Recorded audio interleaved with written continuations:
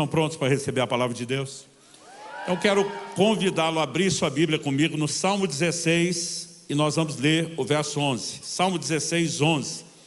Esse texto vai ser tanto o nosso ponto de partida como uma espécie de trilho em cima do qual nós vamos refletir hoje. Nos últimos anos, Deus tem me gerado um forte encargo para falar a respeito do assunto que eu vou abordar hoje. O texto diz assim, palavras de Davi o salmista: Tu me farás ver os caminhos da vida. Na tua presença há plenitude de alegria. À tua direita há delícias perpetuamente. Eu gostaria de pedir uma gentileza, né? Acredito que a declaração da palavra de Deus sempre é importante, mas tirando qualquer aspecto espiritual, a repetição, a declaração em voz alta, ela também é didática.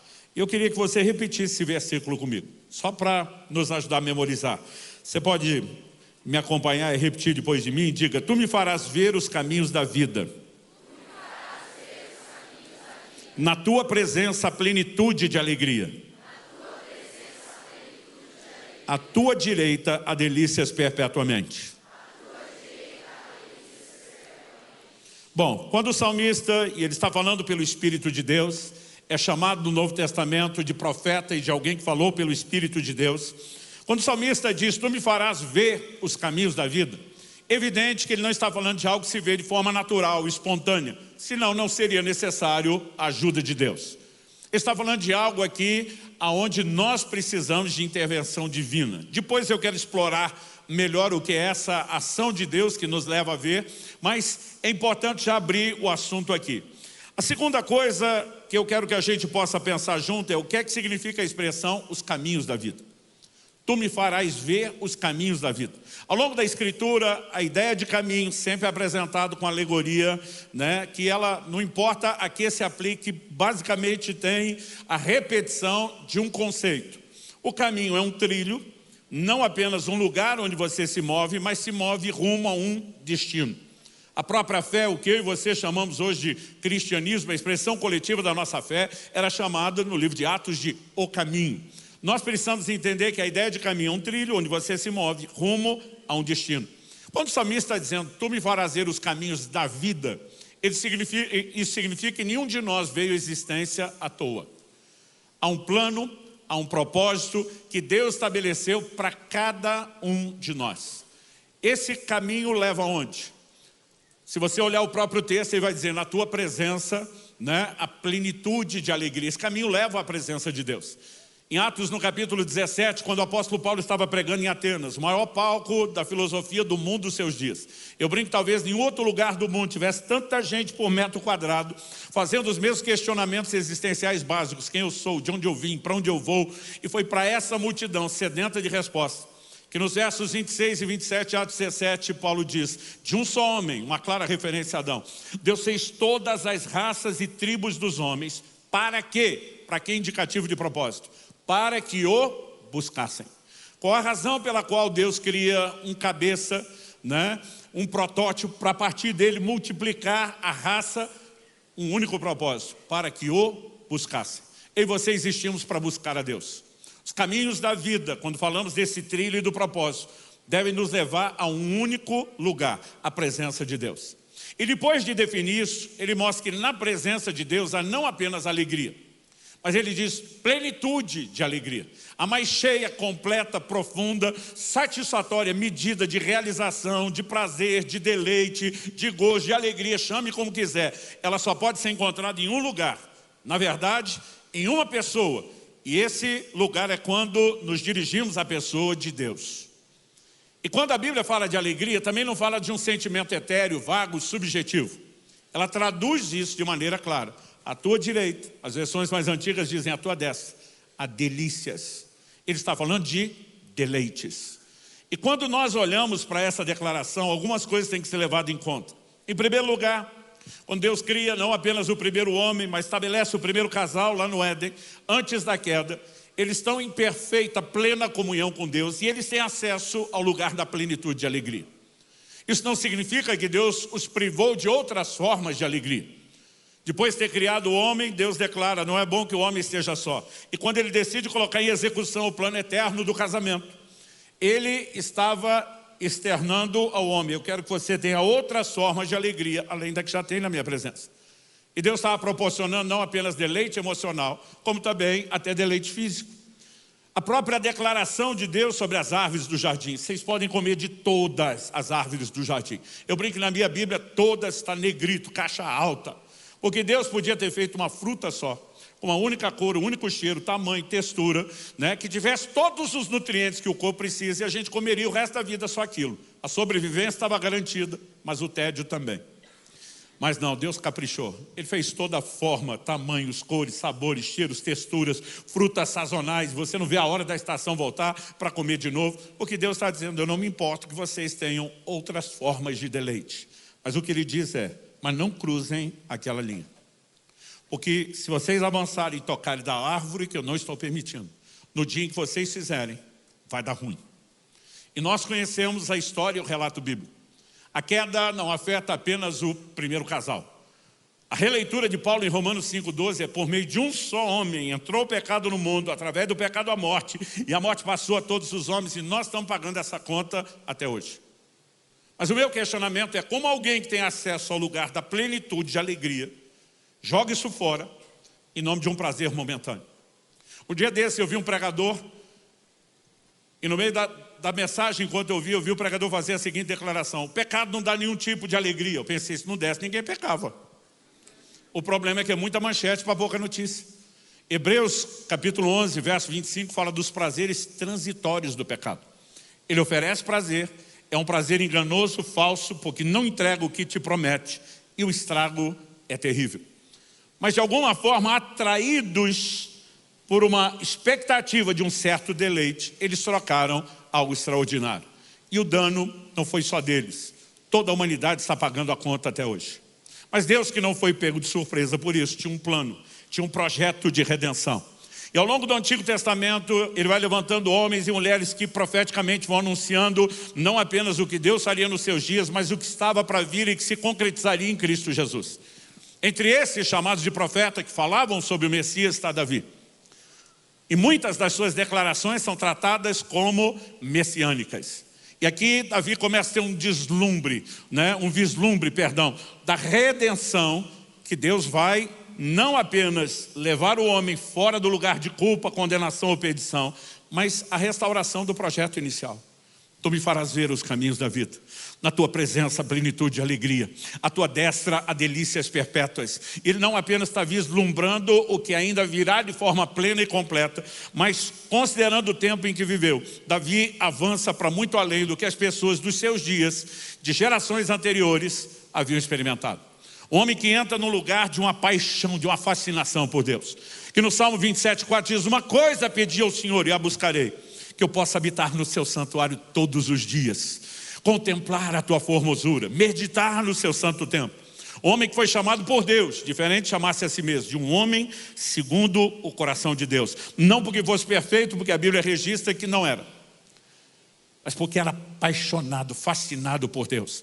Davi entra não só no lugar de adoração, mas de comunhão diferenciada. O Salmo 25,14 diz que a intimidade do Senhor é para aqueles que o buscam, aos quais Deus dará a conhecer a sua aliança. E esse homem começa a viver algo extraordinário, não só na adoração, na comunhão íntima com Deus, na percepção profética. Ele em algum momento também consegue a façanha de ultrapassar o limite do proibido. E nós conhecemos a história. A maioria de nós foca só no adultério com Batseba e não no homicídio de Urias, um outro pecado ainda mais grave cometido para encobrir o primeiro. Esse homem que entrou no lugar único e singular, a semelhança de Adão e Eva, também cruza uma linha e bota a perder o acesso à plenitude de alegria. Haveria restauração, conserto, nenhum de nós vai questionar. A pergunta a ser feita é: o que leva alguém a trocar esse lugar, não apenas de um pouco de deleite, mas de plenitude de alegria, por algo tão inferior?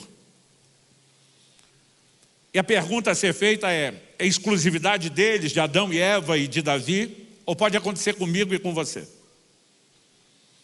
Essa pergunta precisa ser feita não porque a gente queira que aconteça, Mas se o risco existe, ele precisa ser evitado.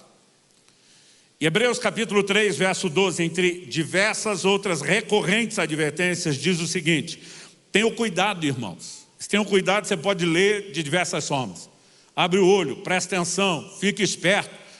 Ou se a gente fosse uma versão daquelas igrejas pentecostal raiz, vigia, varão.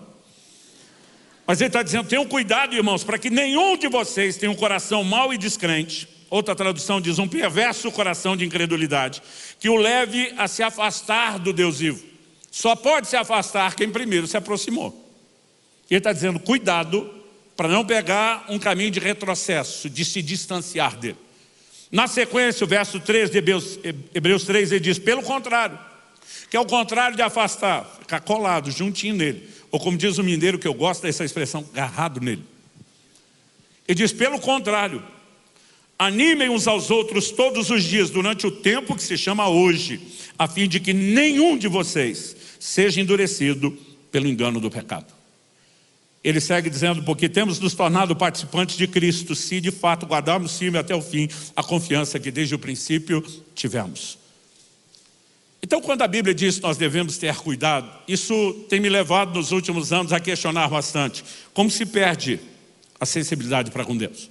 E a pergunta, como eu disse, não é porque a gente queira perder, mas justamente evitar o processo. Então, talvez a melhor pergunta seja, como se evita esse processo, de modo a preservar a sensibilidade? Alguns anos atrás, eu estava ministrando no evento de um líder espiritual da nossa nação, que, na minha opinião, um gigante, um homem que eu respeito muito. E quando chego para falar no evento dele, já me mandou uma mensagem dizendo, olha, alguém vai te pegar no aeroporto, já vai te levar direto para o restaurante, a hora do almoço, você vai encontrar comigo e com os outros preletores, nós vamos almoçar junto. Eu respondi, antes de me buscar. Falei, pastorzão, uma alegria sentar com vocês à mesa, falar das coisas de Deus, ter o tempo de comunhão, não vejo a hora. Mas deixa eu avisar antes para evitar um constrangimento. Eu não vou almoçar. Aí ele falou, então faz o seguinte, melhor você ir para o hotel, fica à vontade, já entendi. Ele falou, à noite a gente senta com todo mundo, você janta conosco, e aí a gente faz o que faria no almoço. Falei, então, pastor, é que à noite eu também não vou estar comendo. Ele falou, entendi. Então a gente deixa para o café da manhã do dia seguinte. Falei, pastor, pode poupar. Eu não vou comer nenhum dia do evento. Ele falou, agora que eu entendi. Depois nós conversamos. Quando nos encontramos, ele falou para mim, Subirá, você se importa se eu te fizer algumas perguntas sobre jejum? Falei, não. Ele falou assim, eu conheço poucas pessoas que têm jejuado como você faz. Ele falou, eu mesmo tenho um problema de gastrite, nunca jejuei mais de um dia, não sei o que é jejum prolongado, essas coisas que você faz. Você se importa se eu te fizer pergunta? Falei, de jeito nenhum, pastor, eu amo falar disso. Mas pelo tom da conversa, eu achava que ele queria saber sobre a fisiologia do jejum. Ele olha para mim, a primeira pergunta de cara, muito bem feita.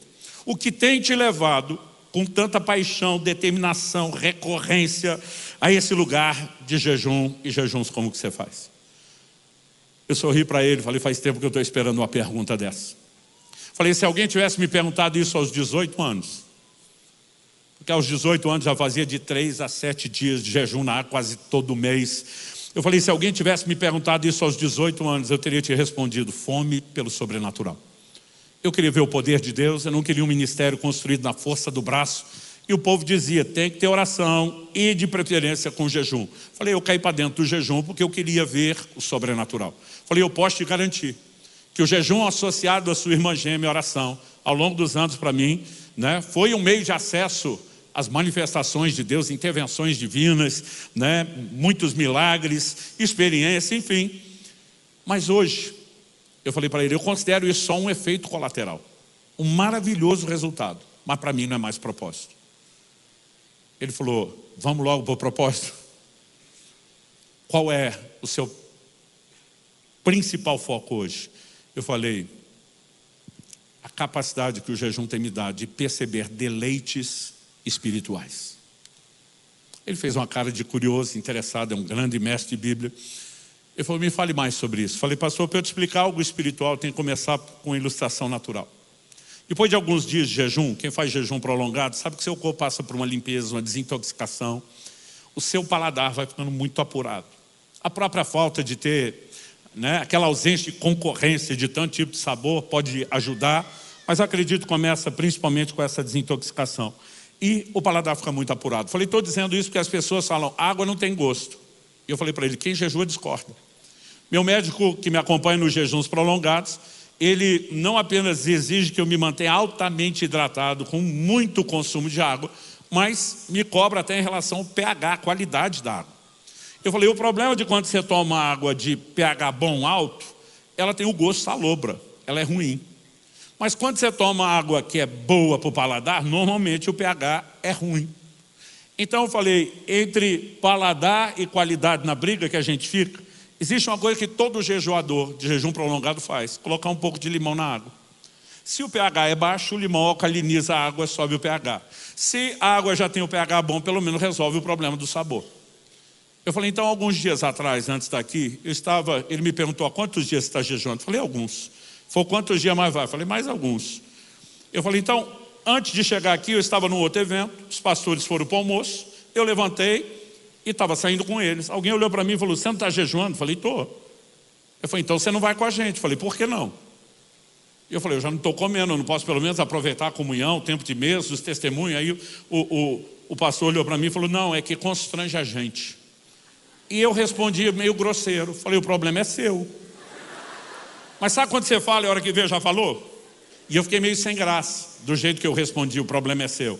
Aí para tentar arrumar, eu falei, mas fica tranquilo, que para te deixar mais confortável, hoje eu vou aproveitar e vou fazer um banquete. Ele olhou, banquete, você está jejuando ou não está? Eu falei, não, é que hoje eu vou tomar água com gás, com limão espremido. Para quem está em jejum é banquete, filho.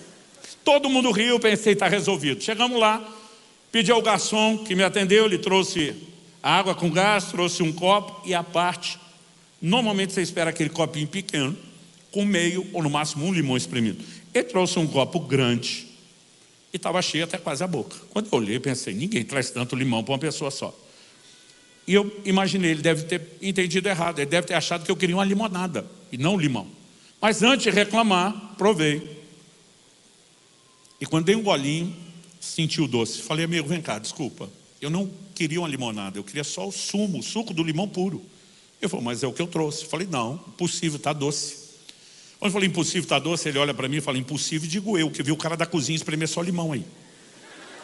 Aí eu pensei, eu estou doido. Eu peguei e provei a segunda vez.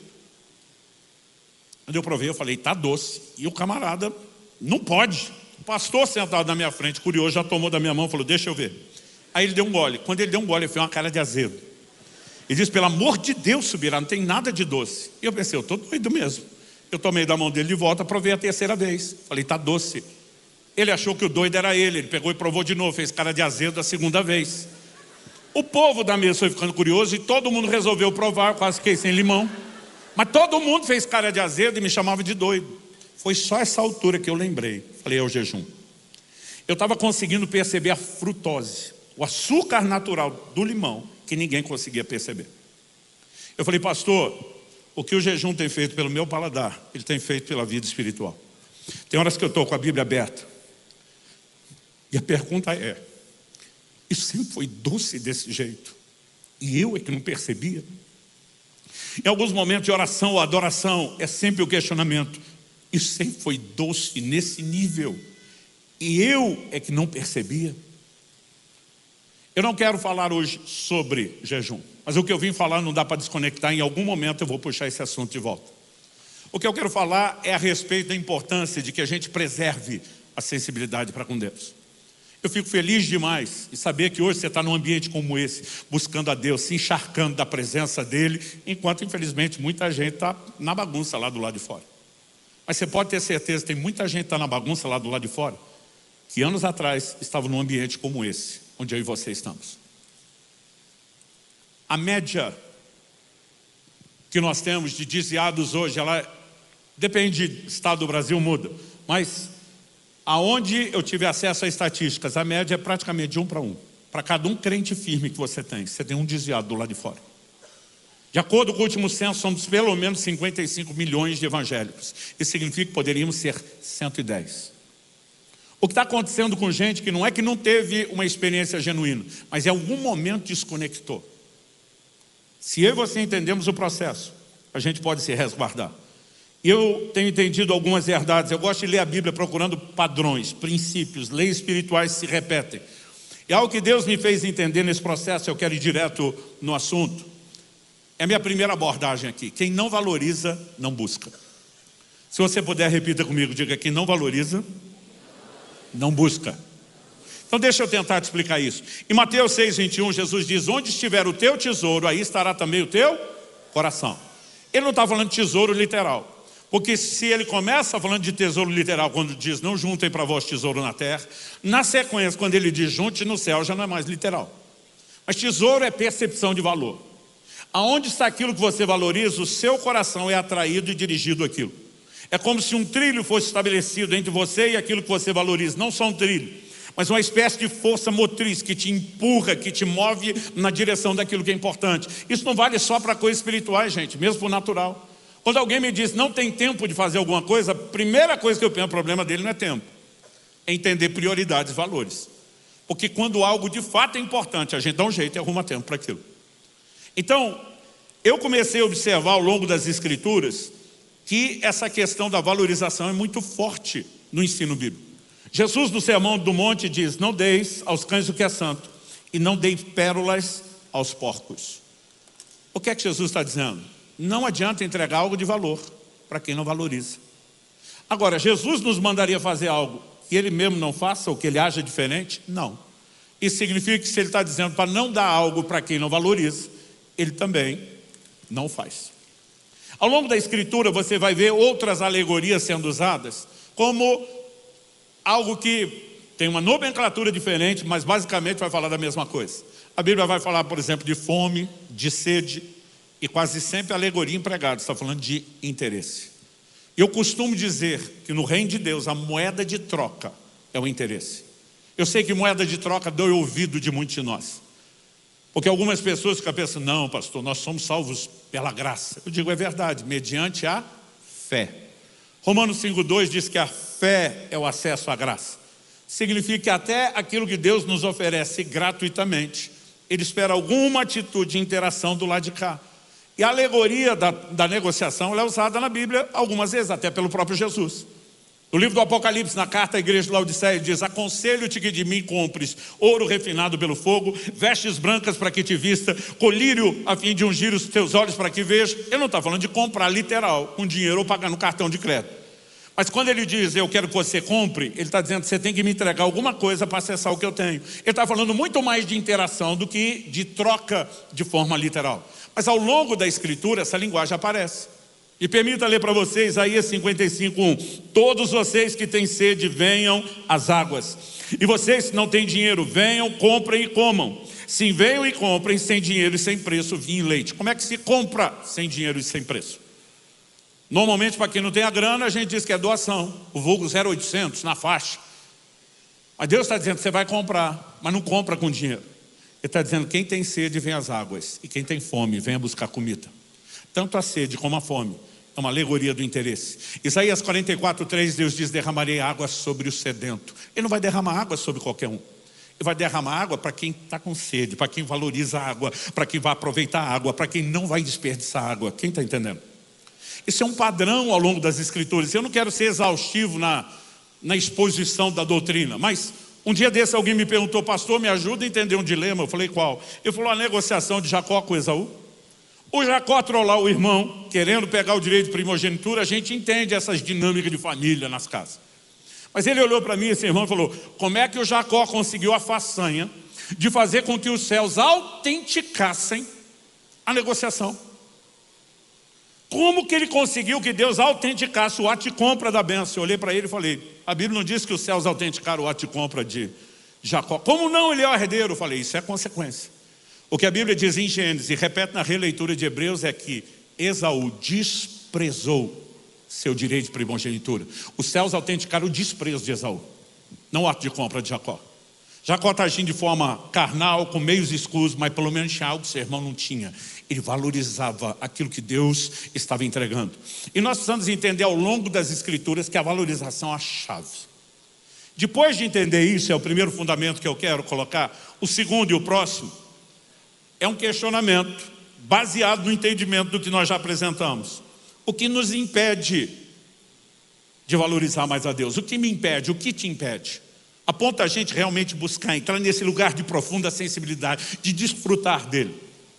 E no próprio ensino de Jesus, para mim é evidente que o Senhor nos mostra que a valorização de outras coisas em detrimento do valor de Deus pode ser um problema.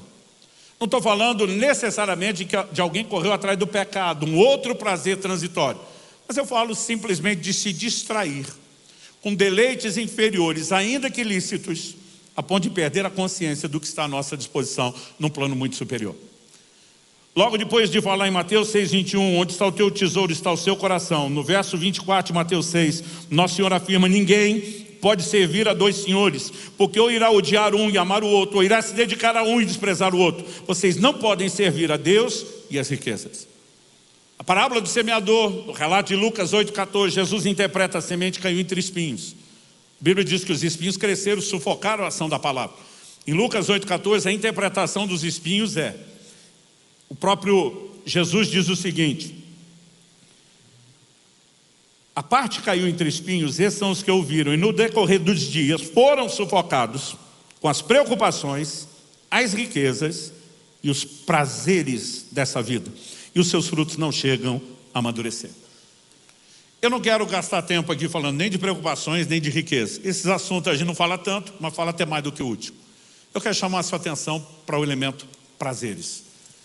Eu não vejo esse assunto ser tão abordado.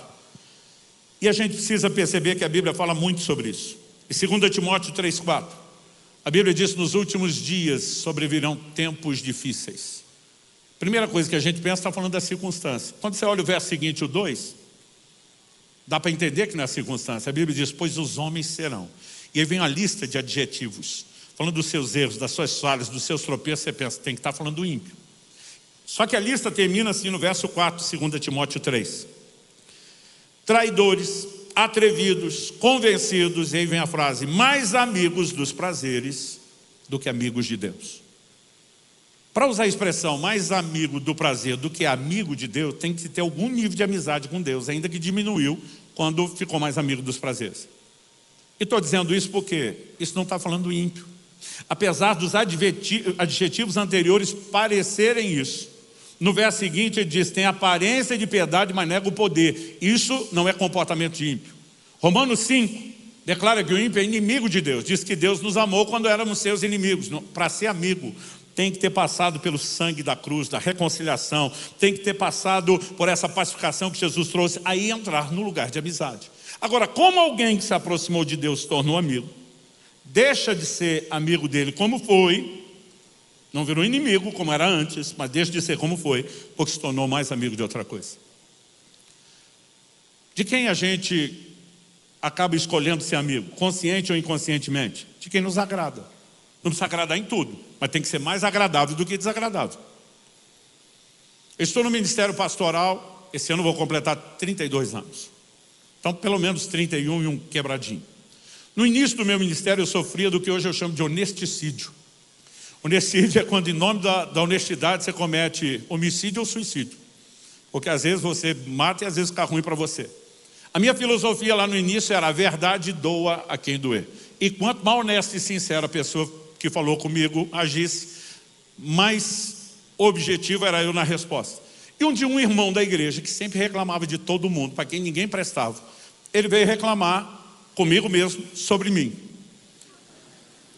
E ele chega e diz: eu vivo tentando ser seu amigo e você não me deixa, você me corta, você me bloqueia, não me dá espaço para entrar. E ele fez uma das coisas que eu mais detesto: comparação. Ele olha para mim e fala: fulano que não faz nada é seu amigo. A hora que eu vi, já tinha escapado da boca. Eu falei: já te ocorreu que o fulano é legal? Ele me olhou com a cara de surpresa e falou: não estou entendendo. Eu falei: você quer que eu desenhe? Eu falei: fulano é agradável, eu gosto de estar com ele. Eu falei: você é um mala, sem alça. Eu falei: eu sou obrigado a ser seu pastor, não sou obrigado a ser seu amigo. Aliás, só sou seu pastor porque Jesus me obrigou a cuidar de você, mas ele nunca me obrigou a ser seu amigo. Eu falei: o tempo todo você vive reclamando de todo mundo, ninguém presta. Eu falei: você acredita mesmo que só você presta nessa igreja? Que todo mundo é errado e só você é certo? Você não parou para pensar que o ponto comum dos problemas que nós temos aqui é você? De hora que eu vi, ele estava implodindo na minha frente. Aí eu pensei: exagerei. Um dia desse alguém falou, hoje, pastor, 30 anos depois, com a maturidade, o senhor falaria a mesma coisa? Eu falei, de um jeito bem diferente. Mas honestamente, de quem que você quer ser amigo? Consciente ou inconsciente? De quem te agrada. Agora, alguém que já foi mais amigo de Deus está ficando mais amigo dos prazeres. Significa o quê? Ele encontrou aqui uma fonte de aprazimento maior do que a que ele estava experimentando lá. E é isso que precisa fazer, eu e você, de fato, questionar. Todo dia alguém falou, não, pastor, ainda acho que esse negócio de amigo dos prazeres é um ímpio. Eu falei, o ímpio é escravo. Tito 3,3 diz, pois nós também no passado éramos insensatos, desobedientes, desgarrados, escravos de todo tipo de paixões e prazeres. Então nós precisamos entender que o alerta é para mim e para você. Tiago capítulo 4, verso 1, ele pergunta, de onde procedem as guerras e as brigas que há entre vocês? De onde, senão dos prazeres que estão em conflito dentro de vocês? Ele está falando dos crentes, e de prazeres podem se tornar problemáticos. Aí outro dia um irmão falou, não, pastor, mas o prazer é da realização. Eu falei, quando você alcança. A maioria de nós está em conflito porque não chega lá. Conflito consigo, conflito com Deus, conflito com os outros. E eu percebo muito crente migrando, de novo, eu vou insistir, não estou falando dos prazeres ilícitos do pecado. Estou falando de coisas lícitas. Tem coisas que elas não são erradas em si mesmas. O problema é quando elas ocupam um lugar que não lhes pertence, a ponto de concorrerem com Deus. A coisa em si pode não ser errada, mas o lugar de importância que ela ocupou pode estar errado. E muitos de nós estamos sendo roubados nas distrações. Pastor, então qual é a solução? Se a valorização das outras coisas em detrimento do valor de Deus é o problema, a lógica aponta uma direção. A valorização de Deus em detrimento das outras coisas é a solução. Pastor, glória a Deus que depois de 2000 anos de evangelho o senhor encontrou a solução. Eu não, todo mundo sabe disso. Nós estamos no finzinho, mas ainda estamos em fevereiro. Agora há pouco, quando virou o ano, você deve ter feito um monte de promessas. Esse ano eu vou orar mais. Esse ano eu vou ler mais a Bíblia. Esse ano eu vou me envolver mais com a igreja. Alguns talvez prometeram até jejuar. O problema não é a gente não saber. O problema é que não adianta apenas tentar se mover no nível do consentimento mental. E aí nós vamos voltar para a oração inicial do salmista. Faz-me ver os caminhos da vida.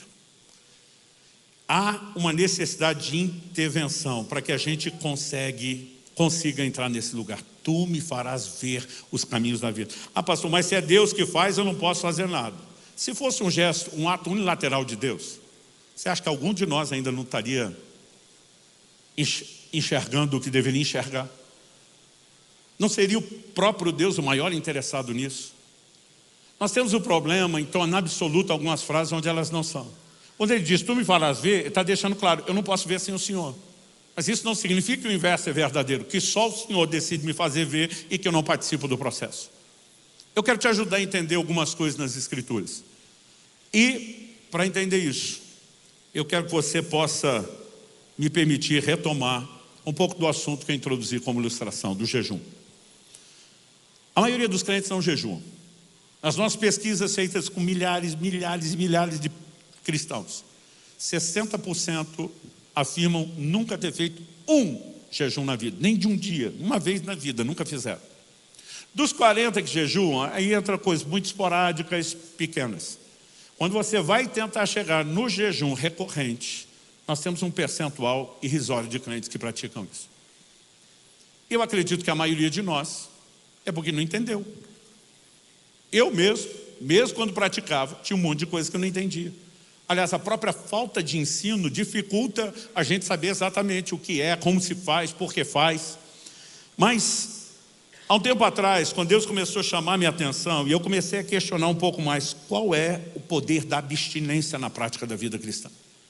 Porque dos poucos crentes de jejum, você vai encontrar essa prática principalmente no meio mais pentecostal, carismático, os chamados avivados. A maioria deles tem uma linguagem que eu não consigo concordar. Quando eu vou falar de jejum, diz, tem que pagar o preço, tem que sacrificar, quase como se fosse uma troca. E uma troca baseada em mérito.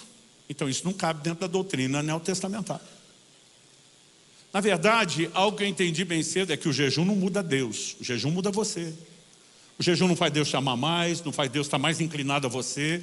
O jejum pode te conectar melhor com aquele que já queria agir intensamente na sua vida, antes de você perceber. E nós precisamos entender o impacto que ele pode ter na nossa vida. Dito isso, O que Deus começou a me fazer questionar um tempo atrás, eu estava meditando sobre o jejum de Jesus. Pensando, tem alguma informação aqui que nós ainda não percebemos? Lendo e relendo o texto de Mateus 4 várias vezes, depois iria para Lucas 4. E de repente, e para mim, eu chamo isso de um processo de meditação. Você ficar conversando com o texto, lê, relê, lê de novo, ora, lê mais, ora de novo, né? Lê outra vez, ora outra vez, lê outra vez, ora outra vez, e ficar se questionando. E houve algum momento, eu estava ali há bastante tempo, eu senti o Espírito Santo me incomodar. Qual texto da Escritura Jesus citou pela primeira vez? Quando o diabo diz, transforma essas pedras em pães, ele não estava tentando Jesus a quebrar o jejum. A Bíblia diz que depois de 40 dias e 40 noites, Jesus teve fome. O jejum estava completado. A tentação dizia o acesso rápido, agir como Deus e não como homem. Se você é o Filho de Deus, transforma a pedra em pão. Mas qual foi a resposta de Jesus? Jesus cita Deuteronômio 8:3. Normalmente a gente lembra da parte final do versículo, nem só de pão viverá o homem, mas de toda a palavra que sai da boca de Deus. E a hora que eu olhei para o texto, falei, Deuteronômio 8:3, algo dentro de mim, não era uma voz, mas era uma convicção que eu sabia que não era da minha cabeça, parecia dizer, vá lá para Deuteronômio 8:3. E eu voltei para o texto que Jesus citou. E o texto diz exatamente assim, ele humilhou vocês, ele os deixou passar fome, ele os sustentou com o maná que vocês não conheciam e que nem os pais de vocês conheciam. Para quê? Para que indicativo de propósito? Para que vocês compreendessem que o ser humano não viverá só de pão, mas de tudo o que procede da boca do Senhor.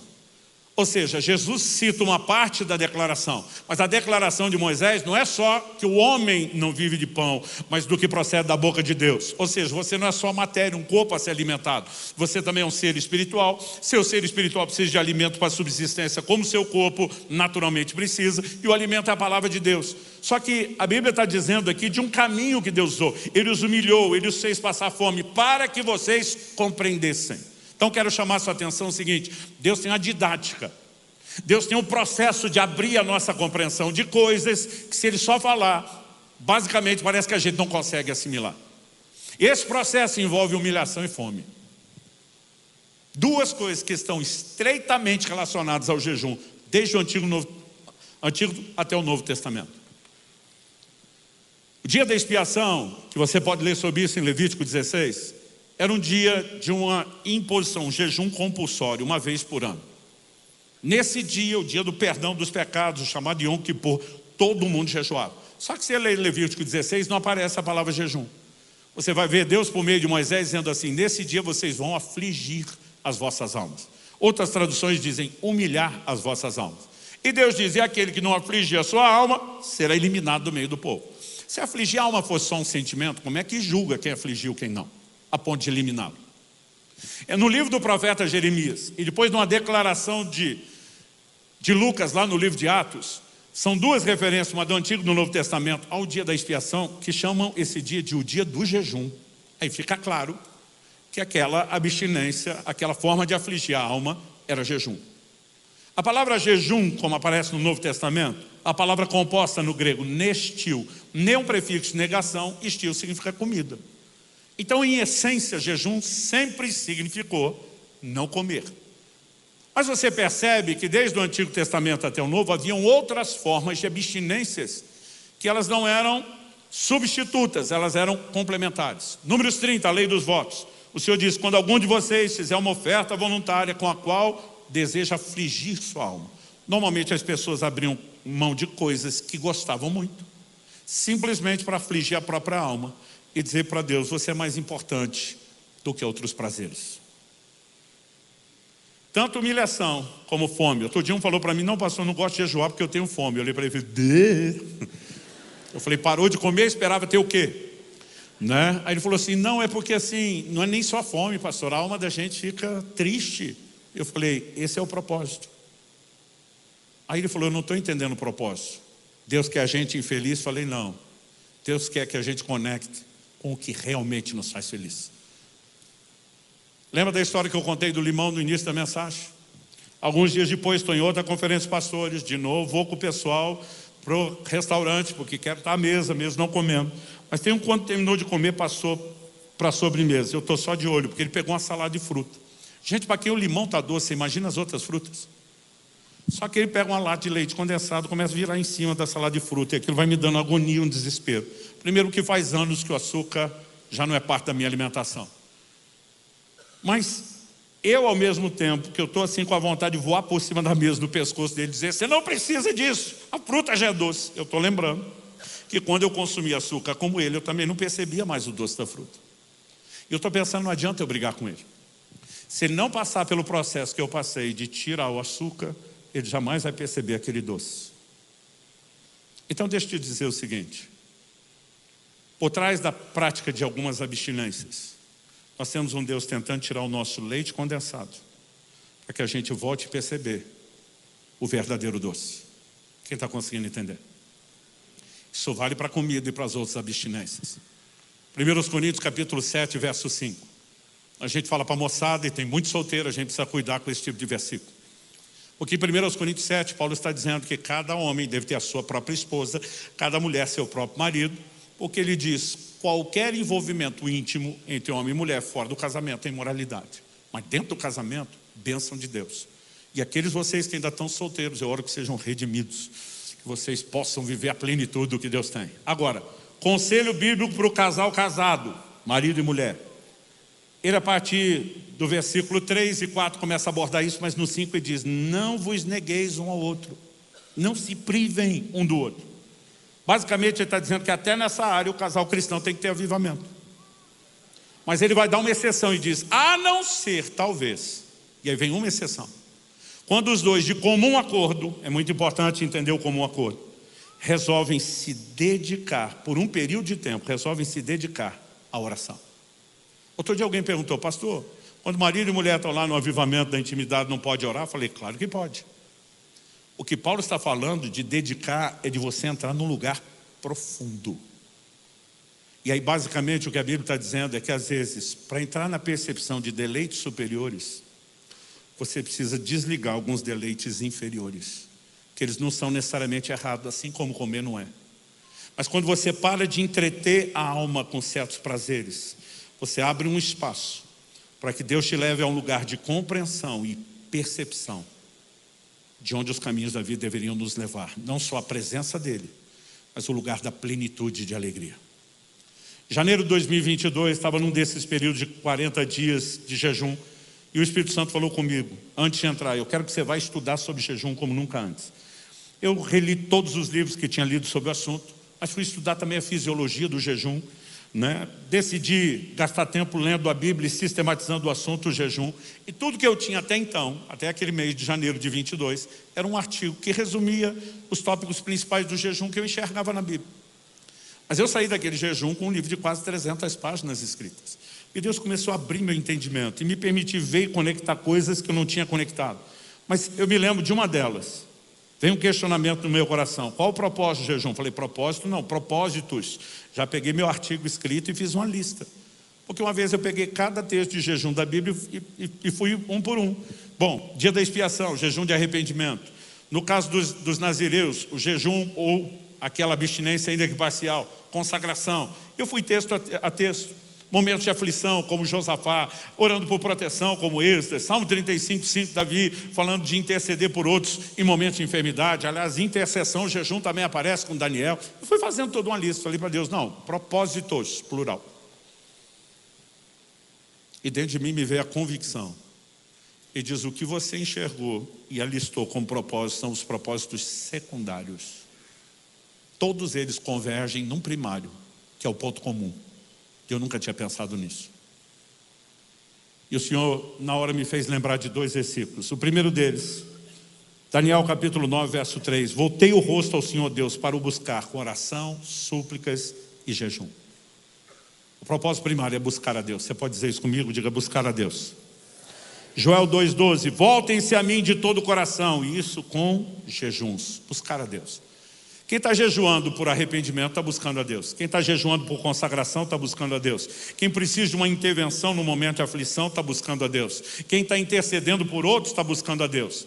Mas o jejum de todos eles, embora tenham o mesmo propósito primário, às vezes o secundário é diferente. O que está jejuando por arrependimento quer se restaurar e levantar do pecado que o derrubou. O que está jejuando por consagração não quer ter que jejuar pelo motivo do outro. Ele nem quer cair, ele quer vencer antes. Então os propósitos secundários podem ser divergentes, mas o primário nunca. Pastor, onde o senhor quer chegar? O ponto que eu quero chegar é: por que é que a gente precisa de um propósito secundário para jejuar e cumprir o primário? Tem crente que só jejua quando a coisa aperta, complica.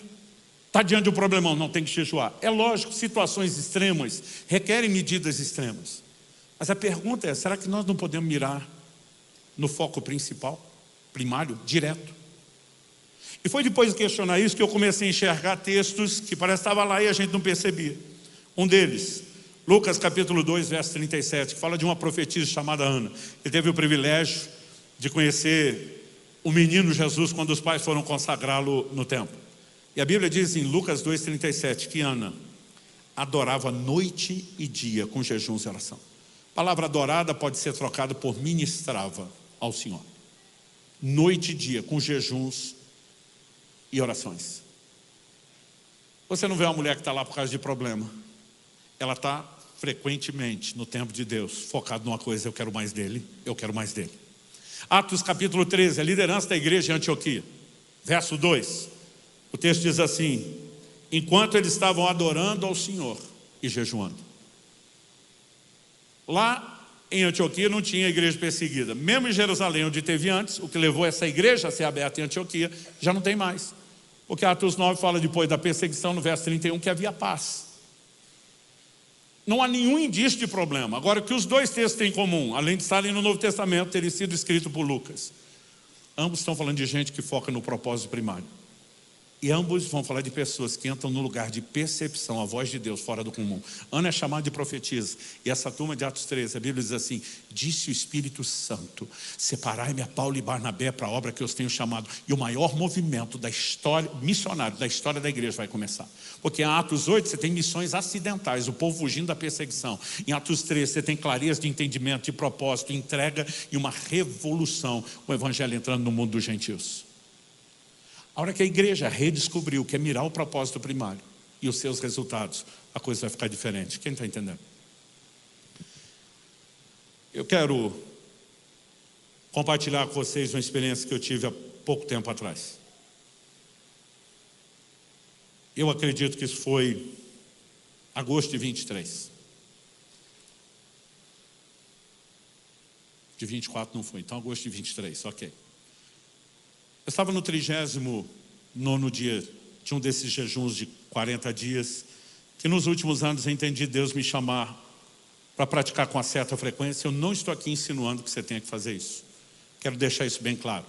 Jejum prolongado, eu gostei das pessoas, é bom que tenha muita prática e treino, tenha direção de Deus e acompanhamento médico. Eu não faço nenhum jejum sem acompanhamento médico. Olha, meu médico me acompanha, eu brinco que eu virei um rato laboratório, ele me estuda, ele me vira ao avesso, porque a gente quer entender todos os desdobramentos. Mas eu estava no início do 39º dia, acordei na madrugada. A noite anterior, fui treinar muito tarde, eu mantenho a rotina de exercício durante o jejum, e no treino a gente bebe muita água, eu não gosto de treinar tarde por isso. E era um dia assim que eu realmente bebi muita água. Eu lembro que antes de ir para a cama eu pensei, eu vou me arrepender disso? Porque os últimos dias do jejum, quem faz jejum prolongado compartilha a mesma coisa. Deve ter alguma explicação fisiológica. Talvez o corpo está entrando num modo de defesa, depois de você estar consumindo muita reserva, mas o sono fica maravilhoso. É um negócio assim, quase sobrenatural. Eu sempre vi as pessoas falar bem, ai, como é gostoso dormir. Eu sempre fui hiperativo, nunca gostei de dormir. Eu tive que aprender a dormir para cuidar do corpo. Mas daí a chamar de gostoso, demorou. Mas esse sono do final do jejum, eu brinco que ele é quase sobrenatural.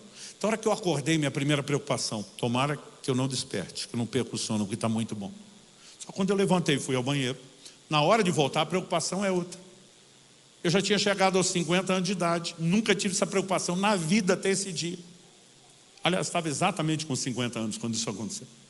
Na hora de eu voltar do banheiro para o quarto, minha preocupação não é mais se eu vou acordar, porque o sono estava tão intenso que eu parecia um zumbi. A minha preocupação agora é, eu consigo voltar para a cama ou tem o perigo de eu dormir em pé, andando?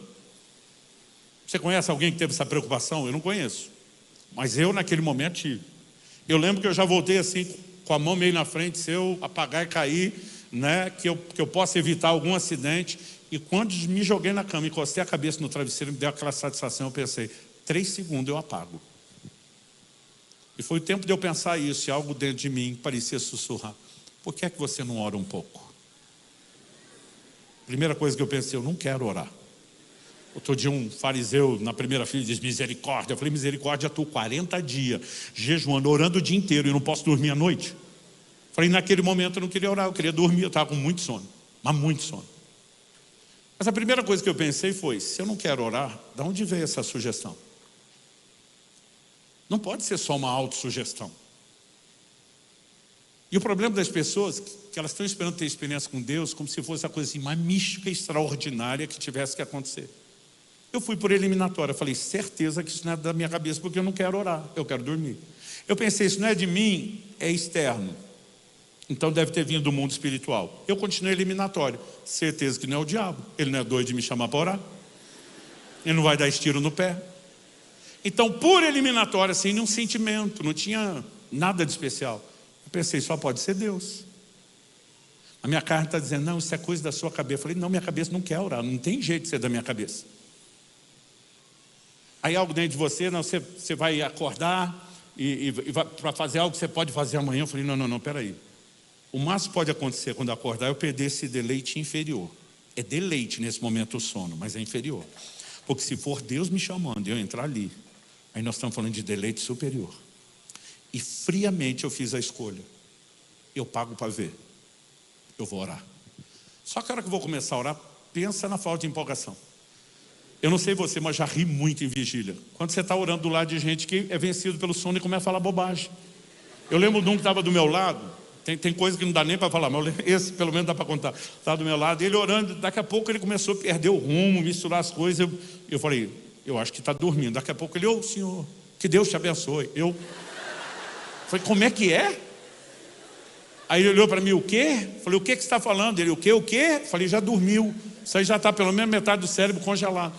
Eu estava quase no ritmo. Aí na hora que eu vou começar a orar, sabe, tipo assim, você não consegue nem pensar no que orar, aturdido de sono.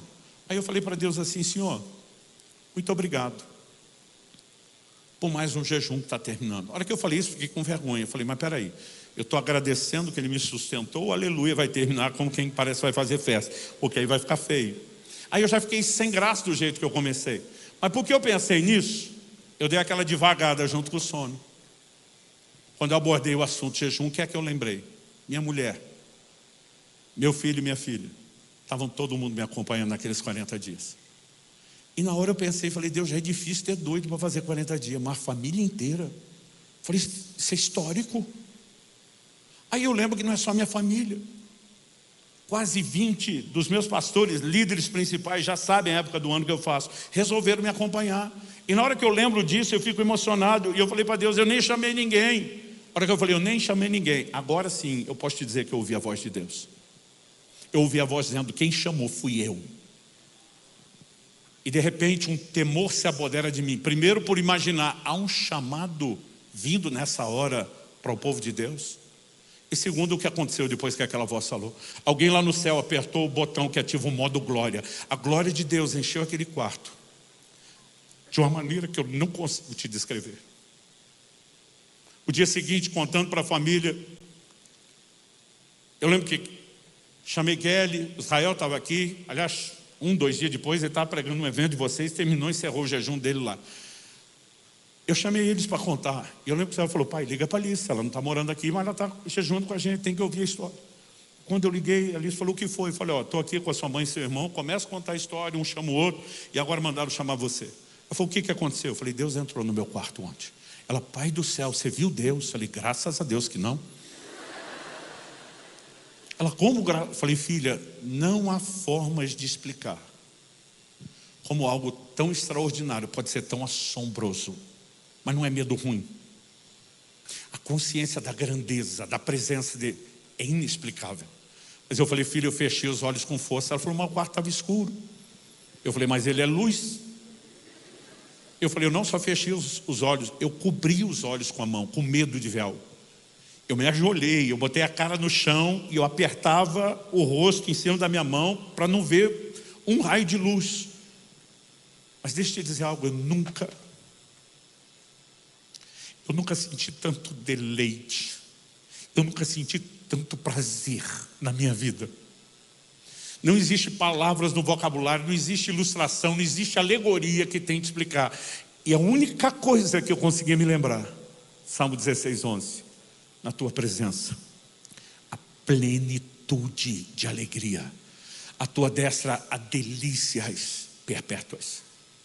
A minha vida seria definitivamente marcada a partir dessa experiência de uma maneira como nunca foi. Alguns dias depois minha mulher me aborda e fala, eu te conheço. Esse ano nós vamos completar 30 anos de casado.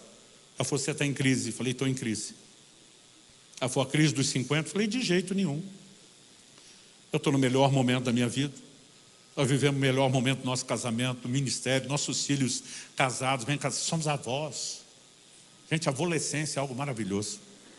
É inexplicável. Eu falei, não há nada que possa me gerar crise. Ela falou, qual é a crise? Eu olhei para ela e falei, amor, hoje, depois de quase 30 anos casados, nós estamos vivendo a época da colheita. As primeiras décadas foi só semeadura. Ela falou, nós ralamos pra caramba. Eu falei, pois é, a gente queria tanta coisa que a gente não podia, lembra? Ela falou, lembro. Ela falou, qual a crise? Eu falei, agora que eu posso, eu não quero mais. Ela falou, isso deve ser sinal de maturidade. Eu falei, tomara, porque senão é autossabotagem. Mas ela falou, mas qual é a crise?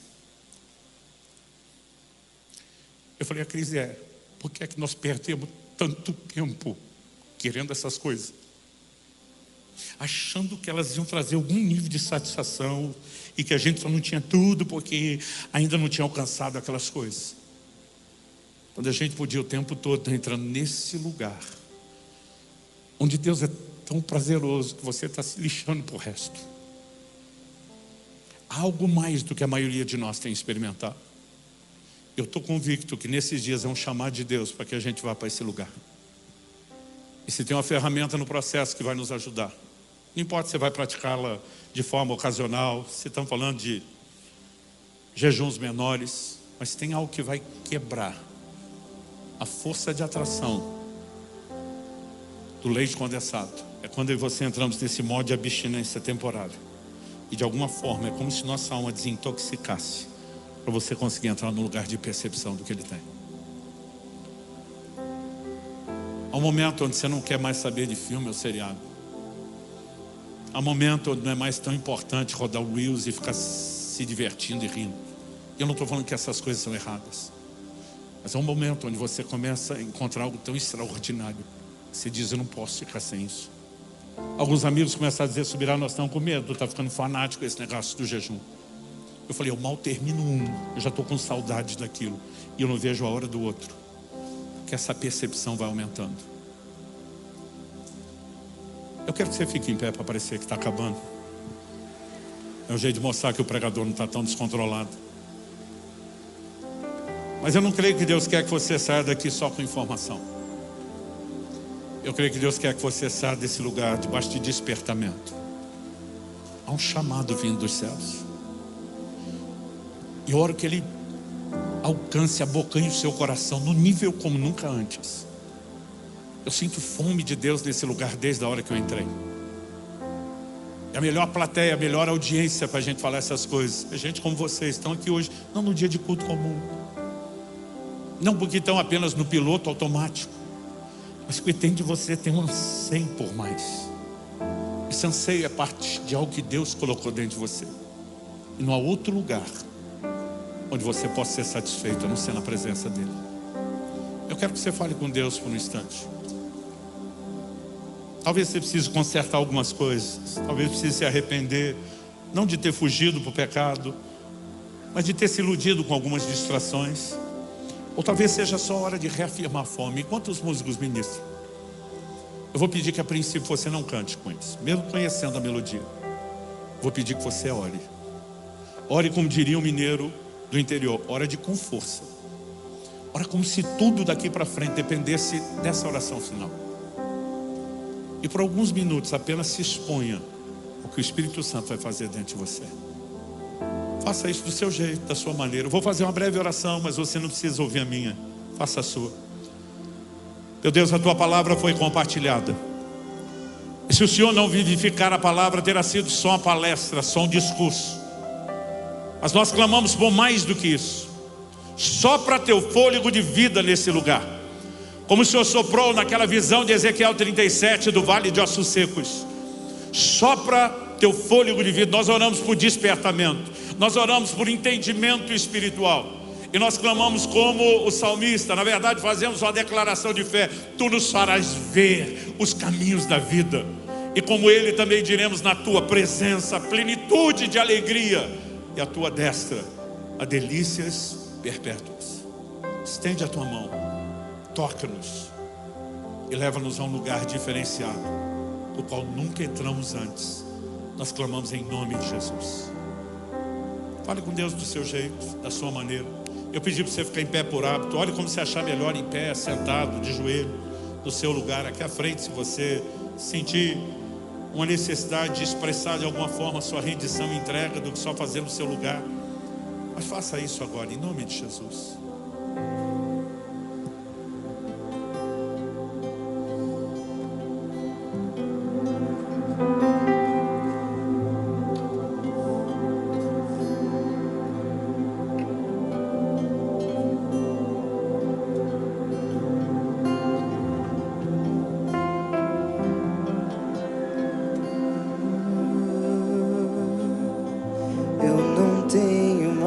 A minha vida com preciosa, eu fui encontrado,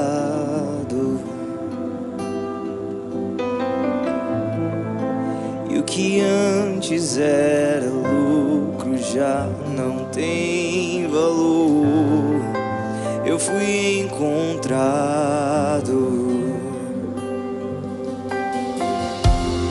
As escamas caíram ao chão, sua luz me encontrou,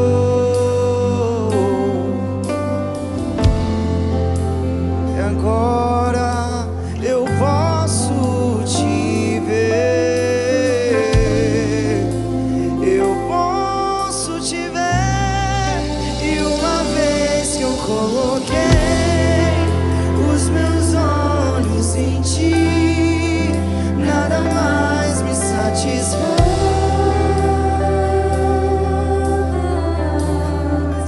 E uma vez que eu coloquei os meus olhos em ti, nada mais me satisfaz.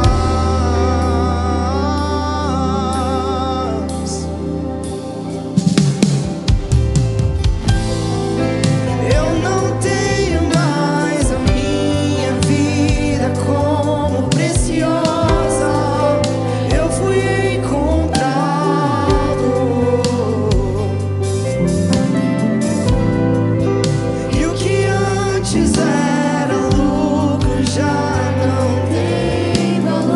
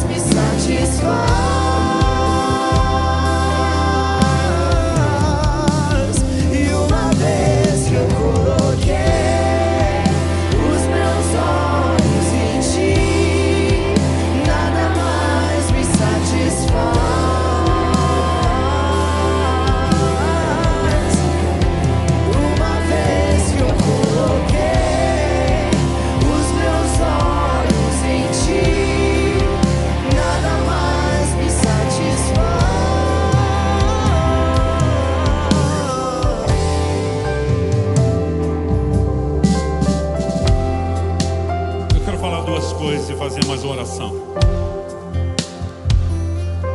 Edward Farrell, um homem de Deus de séculos atrás, disse: quase em todos os lugares e em todos os tempos, o jejum sempre ocupou um lugar de grande importância, visto que ele se encontra estreitamente relacionado com um profundo senso religioso.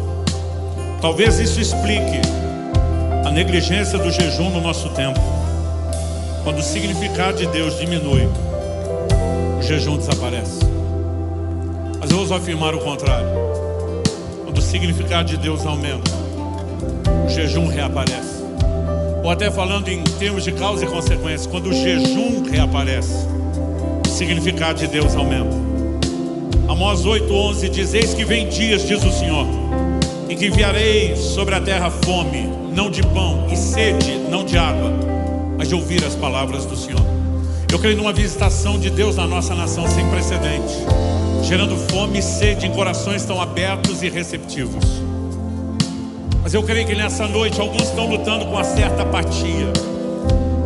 É quase como se ele falasse: eu quero isso tudo, mas não sei nem exatamente como as coisas vão acontecer.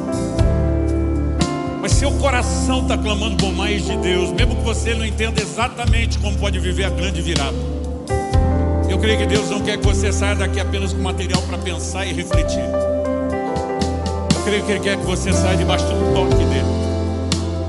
Se você sente a necessidade de romper com um certo nível de apatia, talvez não é que você não tenha fome nenhuma de Deus, mas você diz: isso não é suficiente, eu tinha que estar em outro lugar, em outro nível. E você quer se expor, não necessariamente às pessoas, mas ao Deus que está falando ao seu coração. Eu queria que você só saísse do seu lugar e viesse aqui para frente. Eu não sei se nós vamos fazer uma oração específica por você, só vamos deixar você fazer a sua. Mas você está num ambiente de despertamento espiritual. E tudo pode acontecer nesse lugar. Marcas profundas podem entrar na minha e na sua vida, no meu e no seu relacionamento com Deus. Se tem algo dentro de você suplicando para viver um rompimento espiritual, para passar de fase, para passar de nível, para entrar em outro lugar, eu quero que você simplesmente saia e venha.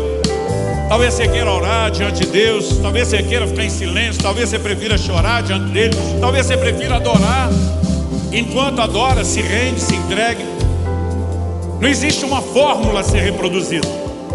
Eu quero apenas que você se exponha a Ele, porque Ele está nesse lugar hoje. Ele não veio apenas assistir o seu culto, Ele veio tocar você.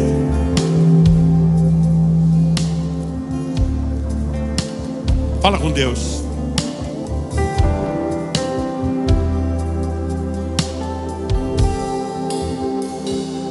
Eu estou aprendendo a estar cada dia mais satisfeito em Ti, à medida em que Te conheço mais. Tudo perde o seu valor. Eu estou aprendendo a estar cada dia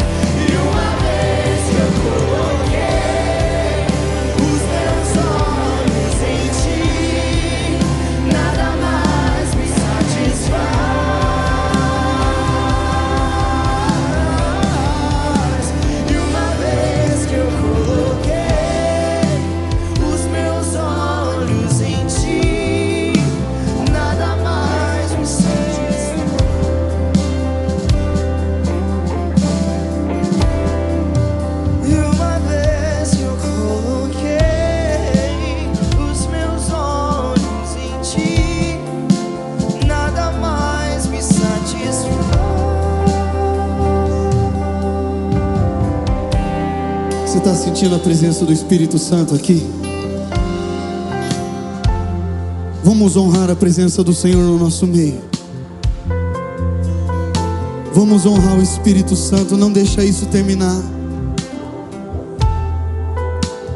Deixa o Espírito Santo tocar profundamente o seu coração.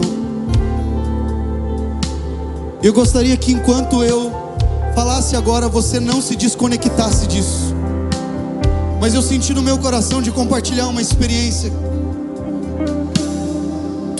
Eu compartilhei com a equipe pastoral durante essa semana passada, e eu senti forte no meu coração em compartilhar com todos nós aqui.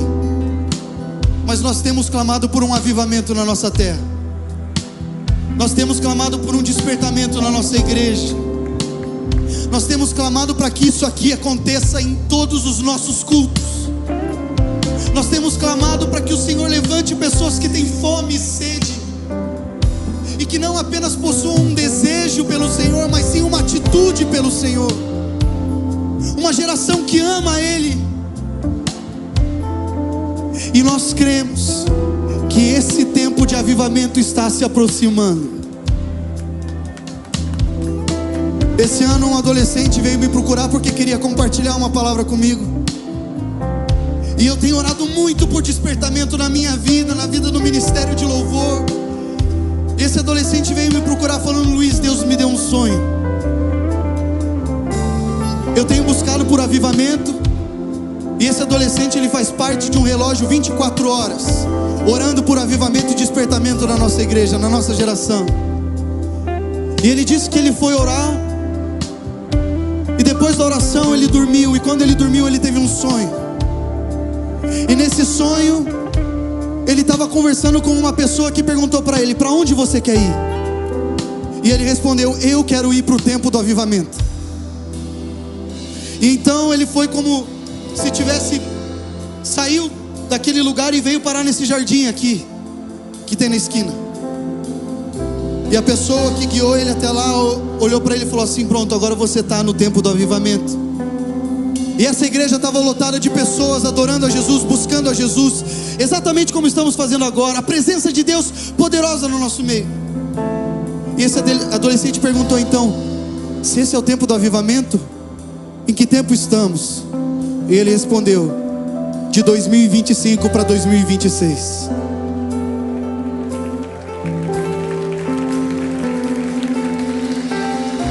É como se o Senhor estivesse gritando nos nossos ouvidos: me busquem, se humilhem diante de mim, jejuem, porque eu vou derramar sobre vocês o meu espírito, e vou levar vocês para um lugar que vocês nunca foram. E hoje essa pregação foi palavra de destino para nós. O Senhor está nos convidando a perceber o doce do limão. O Senhor está nos convidando para desfrutar de mistérios que já poderíamos estar acessando, mas chegou o tempo de nós acessarmos e permanecermos nesse lugar. Nós estamos no ano do avivamento. Nós queremos ter a mesma oração de Davi: nós não daremos descanso aos nossos olhos, até que o Senhor encontre em nós o lugar da tua habitação.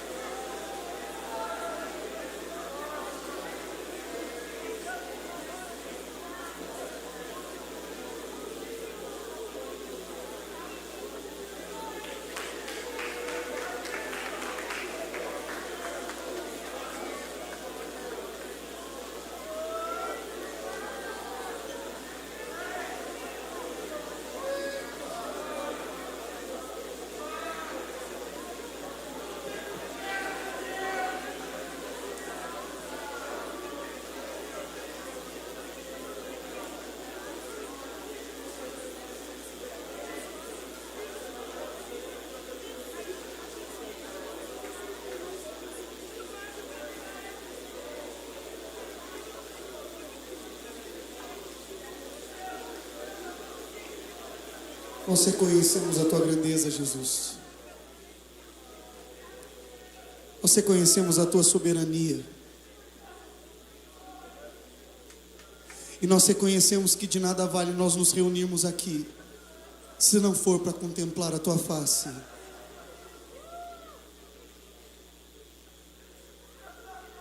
Eu peço que essa conferência, Senhor, seja marcada pela Tua presença. Que ao final dessa conferência a gente não diga que deu tudo certo, a gente não diga que tudo funcionou,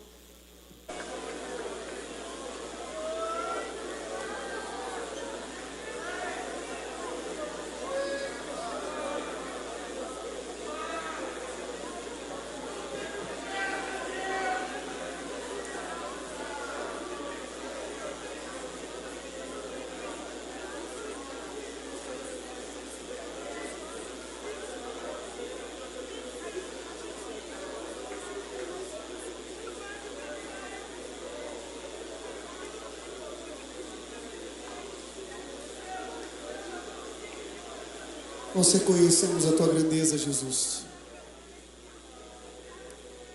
Nós reconhecemos a Tua soberania. E nós reconhecemos que de nada vale nós nos reunirmos aqui, se não for para contemplar a Tua face.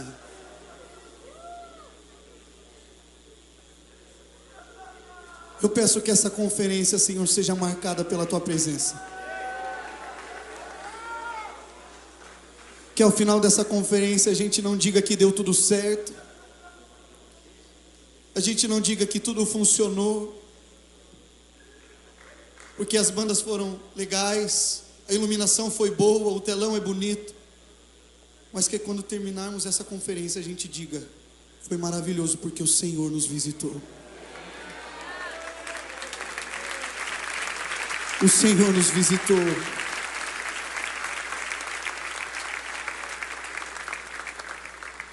Erga seus braços assim para o céu.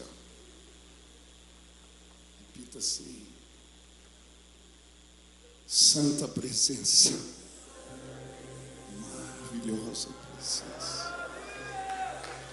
enche este lugar.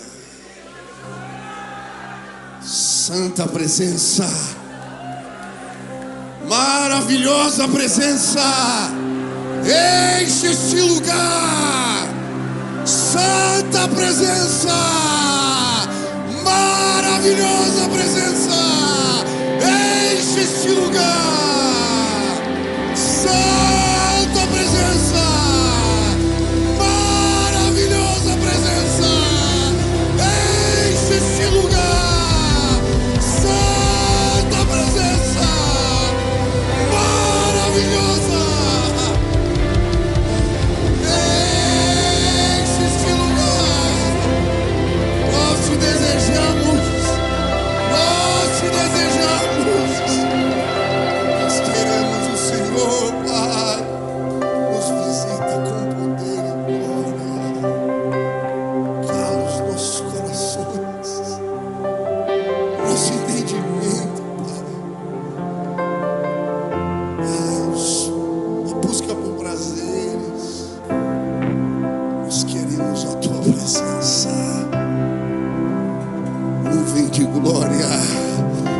Enche esta casa hoje.